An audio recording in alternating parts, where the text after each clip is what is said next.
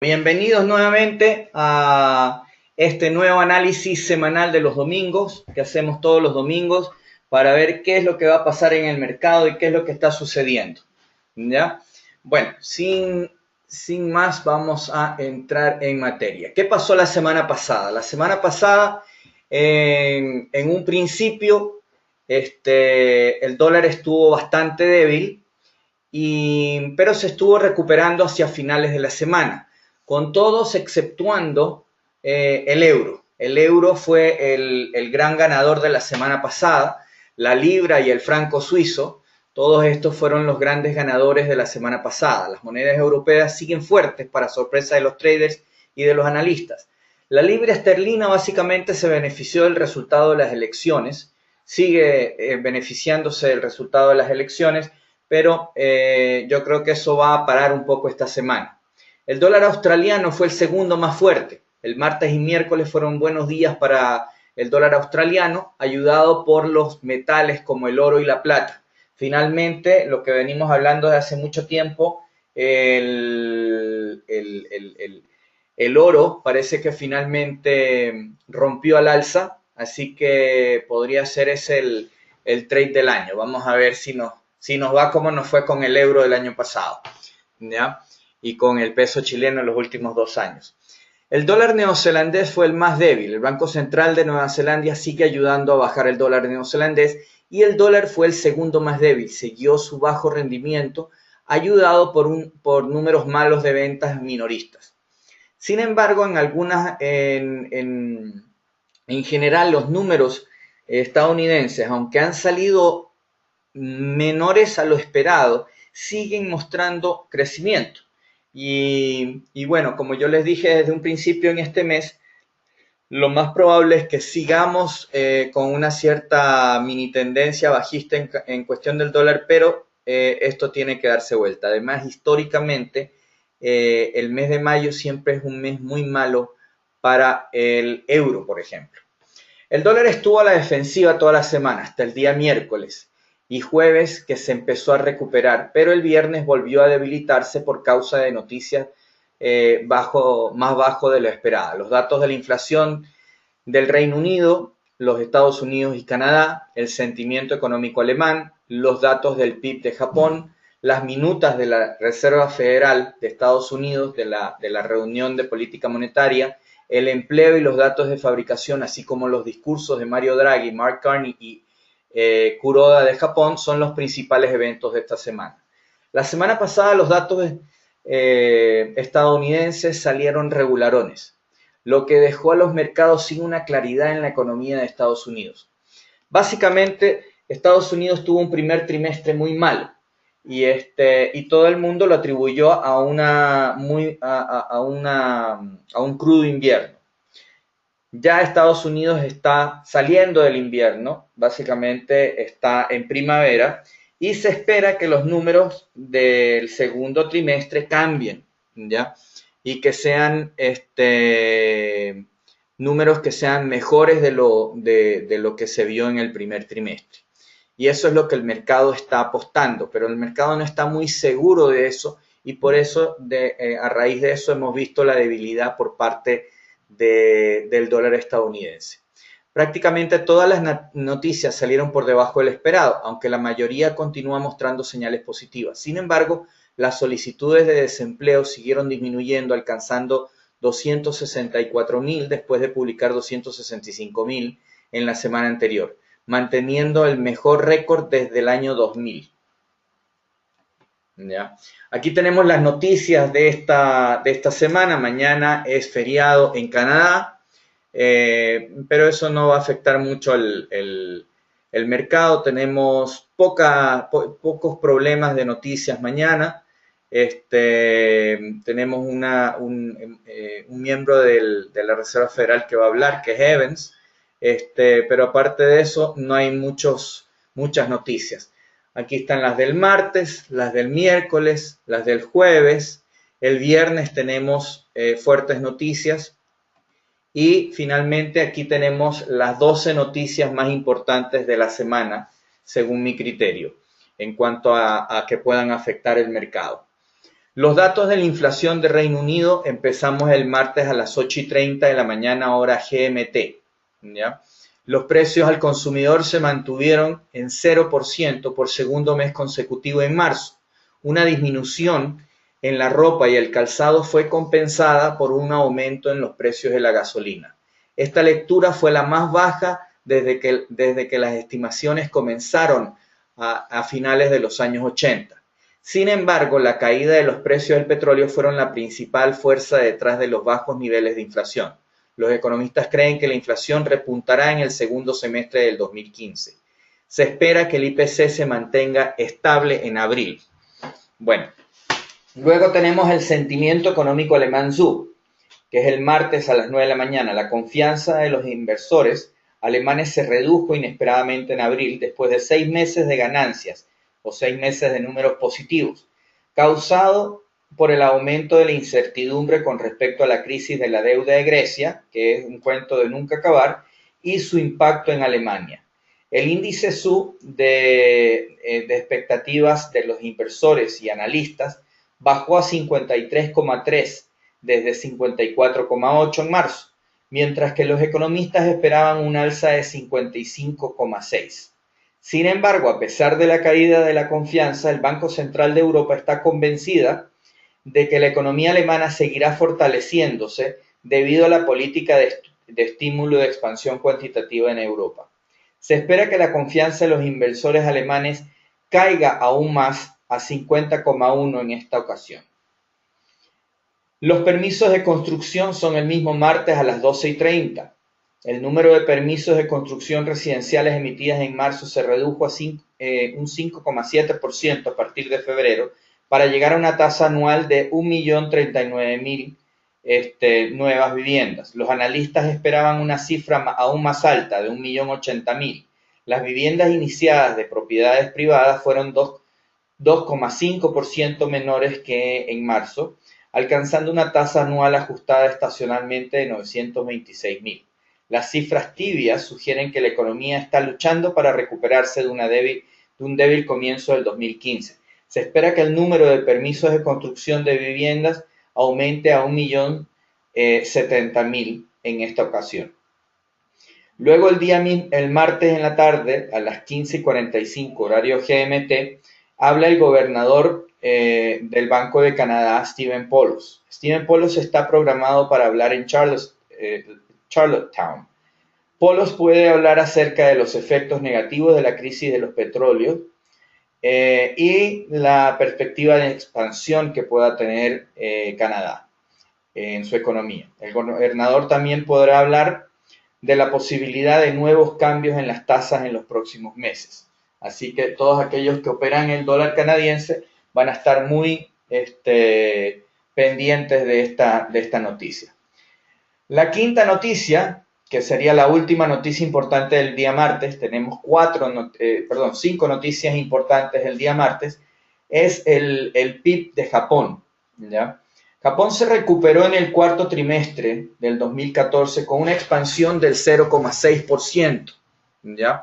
Que aunque suene poco, es bastante considerando que Japón ha estado prácticamente en una deflación por más de 20 años. Aunque la liberación fue más débil de lo estimado, mostró un crecimiento anual del 2,2%. Las exportaciones subieron un 0,2% y el débil yen aumentó la demanda externa. El consumo privado aumentó un 0,3%, pero el gasto de negocio creció un 0,1%. Los economistas esperaban un crecimiento trimestral del 0,9% y un crecimiento anual del 3,7%. Hay posibles riesgos a la baja del impuesto a la venta esperado debido a alcanzar un 10% en abril del 2017. Por ello, el Banco de Japón está decidido a mantener la política monetaria acomodativa para impulsar la demanda interna y aumentar el crecimiento. El crecimiento de Japón en el primer trimestre se espera que alcance el 0,4%. En otras palabras, Japón sigue luchando, pero se ve un poco mejor. Sin embargo, mantienen toda su política de expansión monetaria y su política acomodativa a raíz de su de su mal crecimiento que han tenido durante tanto tiempo, ¿ya? El día miércoles tenemos la noticia más importante de la semana y probablemente la que dé vuelta la fortaleza del dólar, que son las minutas del FOMC de Estados Unidos. Es el miércoles a las 18 horas de GMT, aproximadamente las 2 de la tarde de Nueva York. En la última reunión de abril, la Fed retiró la orientación hacia adelante, abriendo las puertas a elevar las tasas. En otras palabras, dejó de chutear la pelota hacia adelante y dijo que iban a aumentar las tasas próximamente. Mientras lo hacían, expresaron también algo de preocupación acerca de la economía. La declaración fue percibida como algo agresiva, o sea, alcista, sobre todo después de los pobres pips que salieron el mismo día. Ya hemos visto en el pasado cómo las minutas tomaron un enfoque diferente a la de la declaración en sí. En todo caso, se espera una declaración bastante positiva y puede ser que esto haga que retomemos las tendencias generales en todos los activos con los cuales transamos. Las tendencias largoplacistas que hemos tenido. Luego tenemos el día jueves los pedidos de desempleo de Estados Unidos. Como mencioné hace un momento, en la semana pasada disminuyeron en 1.000 pedidos, llegando a 264.000. Estamos muy lejos de los 300.000, que es el nivel, digamos, que nos muestra debilidad en la economía a partir de 300.000. La lectura fue mejor de la prevista, empujando el promedio durante el mes pasado al nivel más alto en 15 años, reafirmando el mercado laboral de Estados Unidos. La presidenta de la Fed, Janet Yellen, sigue de cerca los datos de empleo, como lo ha dicho muchas veces, para determinar si un alza de tasas está en orden. Se espera que el número de solicitudes de desempleo lleguen a 267.000 esta semana que viene. El índice de la Fed de Filadelfia de fabricación, el jueves a las 14 horas GMT. El índice manufacturero de Filadelfia sorprendió en abril por el aumento de 7,5 puntos desde 5 puntos en marzo. Los analistas esperaban que el índice en general llegue a 6,5 puntos. Los nuevos pedidos cayeron 0,7% desde una lectura anterior de 3,9. La lectura más baja de los nuevos pedidos desde mayo de 2013. En tanto, el índice de empleo subió a 11,5 desde una lectura de marzo de 3,9, el más alto desde noviembre. La inflación se redujo drásticamente en negativo 7,5 de la lectura de marzo de negativo 3. Otros datos sugieren debilidad en el sector manufacturero, pero el índice manufacturero de Filadelfia se mantiene aumentando.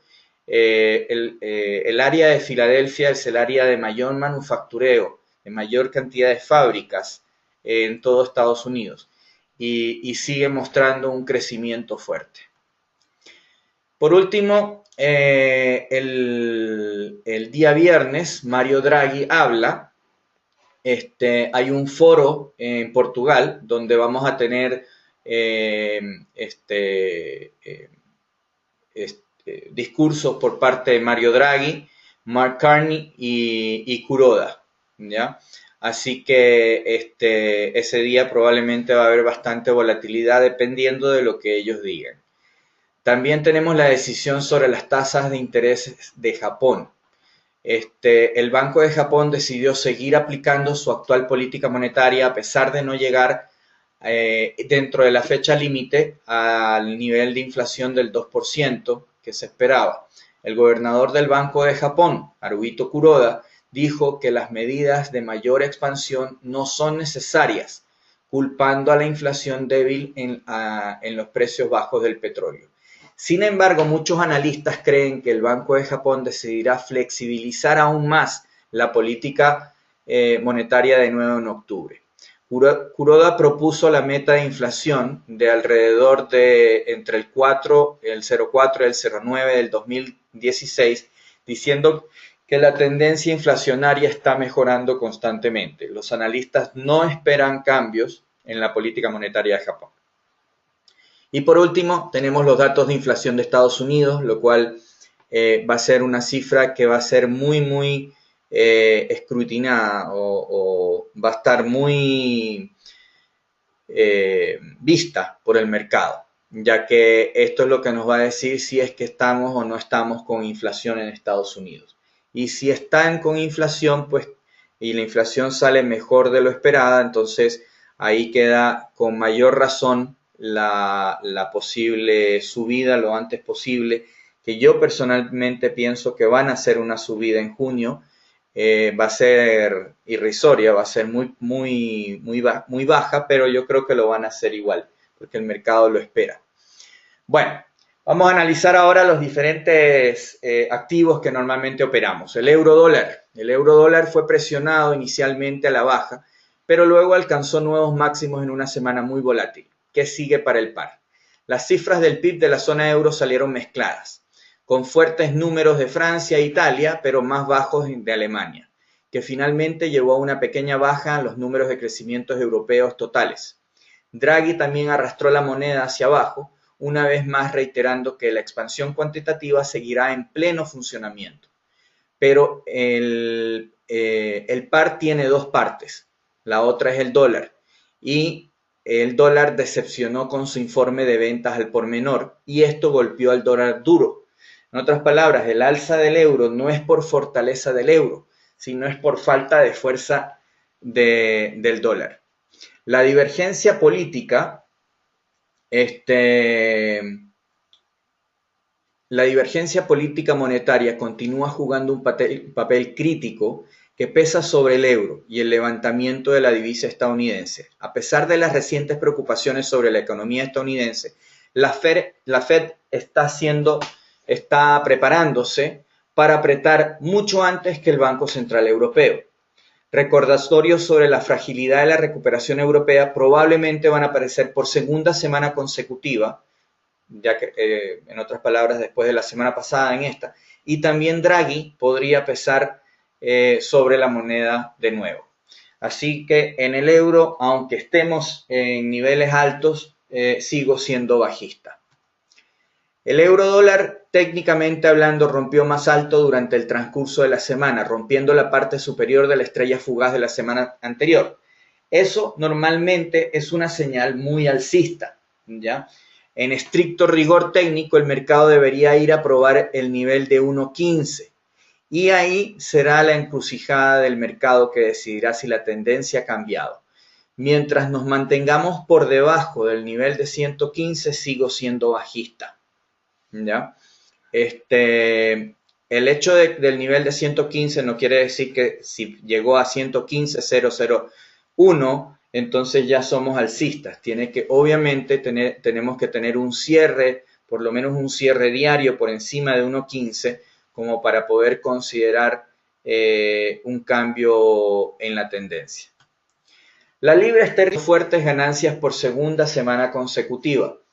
El par ganó unos 270 puntos, cerrando en 1.5708, el cierre más alto semanal desde principios de noviembre del 2014. Es una semana muy ocupada con dos eventos en el calendario. Los comunicados del Reino Unido de la última semana cumplieron las expectativas, pero el rally de la libra se debió más a la debilidad de Estados Unidos, más que a la fortaleza por parte de la libra. Con la libra mostrando enormes ganancias en el mes de mayo, podríamos estar en un cambio de tendencia de la baja en que veníamos. El sentimiento sobre la economía de Estados Unidos sigue siendo fuerte, ya que se espera que el segundo trimestre sea mucho más fuerte que el primer trimestre. Una noticia clave para esto va a ser la noticia del martes inflacionaria de Gran Bretaña, que lleva 0 en los 2 últimos meses. Así que ahí es donde tenemos que estar muy pendientes si es que operamos la libra dólar. Fundamentalmente hablando, sigo siendo bajista a neutro. Técnicamente hablando, la libra dólar rompió más alto durante el transcurso de la semana, tocando el nivel de 1.58. Hemos retrocedido un poco de ahí, pero al final del día parece que nos vamos a ir más alto. Creo que el mercado ha estallado al alza lo suficiente significativo para considerar un cambio de tendencia. Como resultado estamos comprando retrocesos. Si podemos conseguir llegar por encima del nivel de 1.60, nos sentiríamos con mucho más confianza de que la tendencia ha cambiado, que estaríamos por encima del 50% de nivel de retroceso Fibonacci. Cambio de bajista a neutro. Dólar yen. El dólar yen perdió terreno la semana pasada. El yen ganó 70 puntos. El par cerró ligeramente por encima del nivel de 1.19 en 1.1910 y ya está en 1.1942, entre paréntesis. Hay 6 eventos esta semana. El yen registró ganancias la semana pasada aprovechando los números débiles de Estados Unidos, en particular las débiles ventas minoristas. No hubo grandes datos japoneses la semana pasada. El sentimiento del mercado sigue siendo positivo sobre la economía de Estados Unidos, con la Fed esperando que apriete las tasas más adelante en el año. La divergencia monetaria neta entre Estados Unidos y Japón probablemente continuará pesando sobre el yen japonés. Y eso es lo que estamos viendo. Sigo siendo alcista. Técnicamente hablando, el dólar yen tuvo una vela ligeramente negativa para la semana, pero al final del día estamos en una consolidación. En última instancia, creo que este mercado romperá al alza, por lo que nos fijamos en los retrocesos como posibles oportunidades de compra. Sigo neutro hasta que rompamos nuevamente al alza. Dólar australiano dólar. Aquí me mantengo bajista, aunque subimos y estamos por encima del nivel de 0.80. Fundamentalmente me mantengo bajista. El dólar australiano mostró cierta volatilidad la semana pasada y obtuvo 100 puntos de ganancia. El dólar australiano cerró en 0,8024, su primer cierre semanal por encima de 0,80 desde mediados de enero. Y hay 9 eventos esta semana. El dólar australiano se aprovechó de noticias australianas fuertes la semana pasada, ya que la confianza de negocios de Nueva Zelanda y los préstamos hipotecarios superaron las expectativas. A pesar de las pérdidas de la divisa estadounidense a la australiana la semana pasada, el sentimiento de mercado sigue siendo más positivo sobre la economía estadounidense, con la Fed en espera de que apriete las tasas más adelante en el año. La divergencia monetaria aguda entre Estados Unidos y Australia probablemente continuará pesando sobre el dólar australiano. Me mantengo bajista, fundamentalmente hablando. Técnicamente hablando, en cambio, cambio de bajista alcista. ¿Por qué? Porque el dólar australiano rompió finalmente y cerró por encima de 0.80 en un cierre semanal. Esta es una razón suficiente para empezar a ir largo, en mi opinión, ya que creo que el mercado va a continuar para ir más alto. El hecho de que despejemos el nivel de 0.80 es una señal muy positiva y nosotros reconocemos que el romper la parte superior de la estrella fugaz de la semana anterior, así como la de la anterior a esa, es una señal muy fuerte también. De hecho, esto se parece mucho a la libra esterlina y creo que el dólar australiano se dirige a niveles de 85. Así que, técnicamente hablando, cambio alcista, aunque fundamentalmente hablando sigo siendo bajista. ¿Eso qué es lo que me dice? Me dice que siga los gráficos, pero con mucha precaución. El nivel de 0.80 debería transformarse ahora en el soporte. Entonces, un bonito trade es entrar largos en 0.80 con un stop por debajo de 0.80. Dólar neozelandés. Aquí sigo siendo bajista, ¿ya? El dólar neozelandés cayó con fuerza la semana pasada, en una semana que probablemente mantuvo al Banco Central neozelandés sonriendo, pero luego tuvo algún tipo de recuperación. ¿Qué sigue? La subasta de la leche es el evento principal en una semana muy ocupada. Acuérdense que la principal exportación de Nueva Zelanda es la leche. Entonces, generalmente cuando vemos movimientos en los precios de la leche alcista, eso hace que el dólar neozelandés también suba. Hay especulaciones sobre 2 recortes de tipos que vienen a Nueva Zelanda, con el primero que viene ya en junio, de acuerdo con algunos participantes del mercado. El dólar neozelandés sufrió mucho la semana pasada, incluso con el dólar a la defensiva. Sin embargo, el excelente informe de ventas minoristas de Nueva Zelanda sin duda apoyó la recuperación del kiwi. El Banco de Nueva Zelanda quiere un kiwi más bajo y lo dice y lo repite casi a diario, ¿ya? Y las expectativas de recorte de tasas han aumentado. Las fuertes cifras de ventas minoristas en Nueva Zelanda dan ventaja al kiwi, pero no cambian la dirección de los bancos centrales, que permanecen en sentidos completamente opuestos. Mientras unos están hablando de bajar los intereses, los otros están hablando de subir los intereses. Así que ahí sigo siendo bajista. Técnicamente hablando, también sigo siendo bajista. El dólar neozelandés dólar subió y bajó durante el transcurso de la semana, pero al final cerró con una nota bastante positiva. De hecho, la vela del viernes fue un martillo y que sugiere que vamos a ir más alto. Con esto reconocemos que hay una gran cantidad de resistencia por encima, así que no estamos necesariamente interesados en tomar una posición a largo plazo al alza. Con esto creo que continuará este mercado controlado por los movimientos a corto plazo. Sigo siendo bajista. El dólar canadiense, dólar canadiense perdió alrededor de 100 puntos, cerrando la semana por debajo del nivel de 1.20, por primera vez desde mediados de enero. El par cerró la semana en 1.1992, a 8 pips de 1.20. Los principales eventos de esta semana son las ventas al por mayor, el IPC subyacente y las ventas minoristas. El dólar canadiense se aprovechó de la debilidad de las ventas minoristas de Estados Unidos la semana pasada. A finales de la semana, la confianza del consumidor se desplomó, mientras que las ventas de fabricación canadienses dispararon más alto, con una ganancia del 2,9%.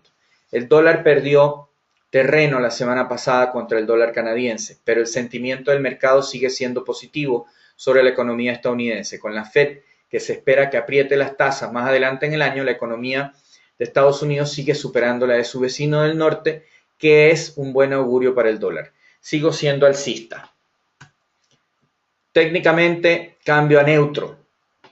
El CAD rompió a la baja durante la semana por debajo de 1.20. Sin embargo, se ha encontrado un apoyo suficiente para cambiar las cosas, dar la vuelta otra vez y rebotar del nivel de Fibonacci 38,2, que al parecer es mucho apoyo.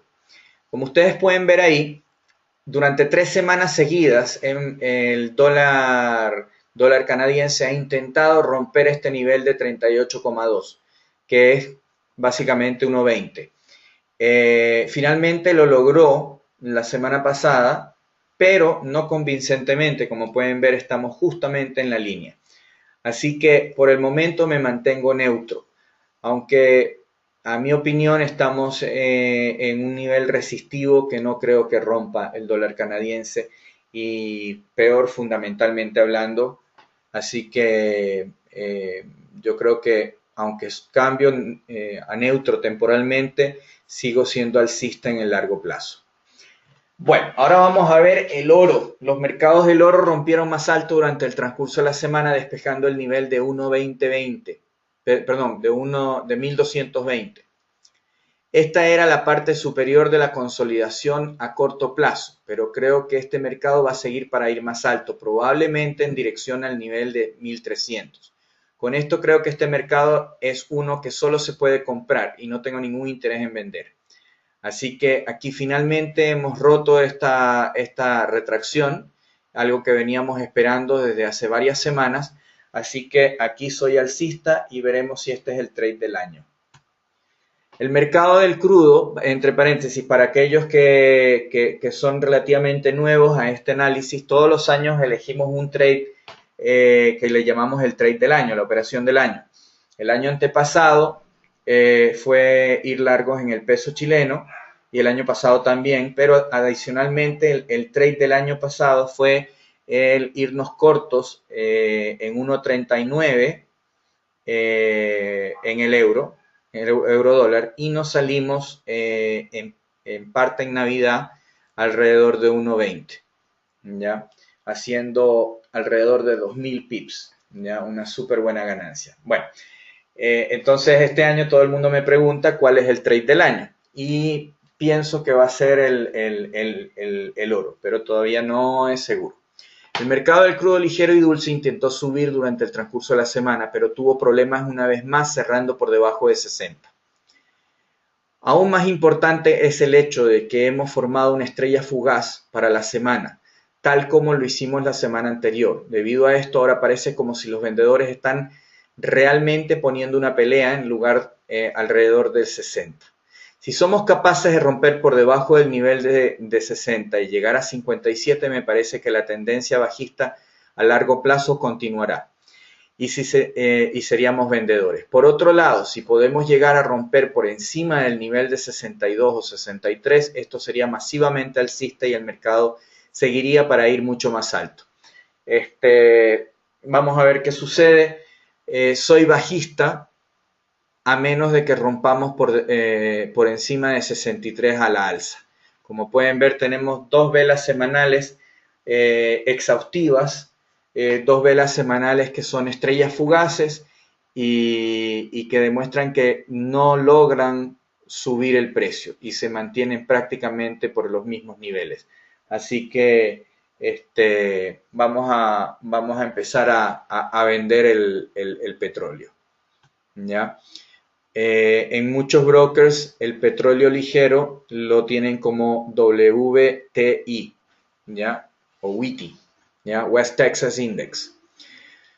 El Brent es el operado más que nada en Europa, ¿ya? Los mercados Brent inicialmente subieron durante el transcurso de la semana poniendo a prueba el nivel de $69. Esta semana terminó siendo una estrella fugaz, tal como se hizo la semana anterior. Siendo este el caso, creo que este mercado podría romper a la baja, pero tenemos que llegar por debajo del nivel de $64 antes de que vendamos. Si somos capaces de romper por encima del nivel de 70, me parece que este mercado debería continuar para ir mucho más alto, probablemente en dirección a los niveles de 80. Sigo siendo neutro porque en el Brent no tenemos tenemos dos estrellas fugaces, pero no tenemos la misma claridad que tenemos con el crudo ligero. Como pueden ver, miren esas dos estrellas fugaces de las últimas 2 semanas, están demasiado claras, parecen unas espadas, ¿ya? Mientras que acá, aunque tenemos también algo similar, no es tanto, ¿ya?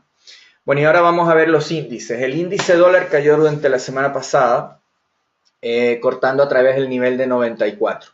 Debido a esto, parece que el mercado se está preparando para ir un poco más bajo.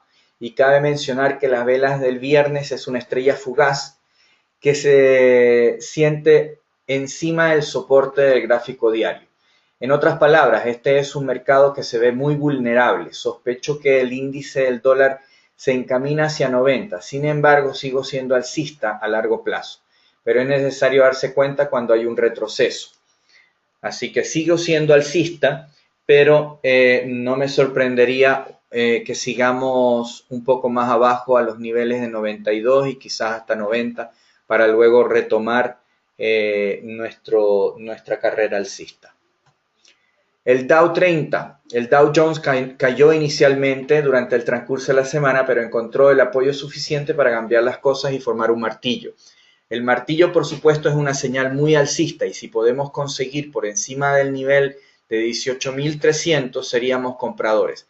Creo que el mercado seguirá yendo mucho más alto, primero a 18.500 y luego con el tiempo llegaremos a 20.000, que por supuesto es el objetivo de más largo plazo que hemos venido cantando hace tiempo. No tenemos ningún interés en absoluto en la venta de este mercado y creo que los retrocesos están dando oportunidades de compra. Sigo siendo alcista. El S&P 500 básicamente pasó exactamente lo mismo y si ustedes pueden ver, tenemos dos velas semanales muy alcistas, ¿ya? El S&P 500 cayó inicialmente durante el transcurso de la semana, pero se dio la vuelta y se recuperó por encima del nivel de 2100 para llegar a los máximos recientes. Si podemos conseguir por encima del nivel de 2120, este mercado debería continuar para ir más alto y tal vez ir tan alto como 2500, dado el tiempo suficiente. Creemos que los retrocesos continúan dando oportunidades de compra y el S&P 500 seguirá atrayendo a los inversores. Esto es especialmente cierto si se considera que el dólar está cayendo, como hemos visto en el índice del dólar. ¿Ya? Sigo siendo alcista.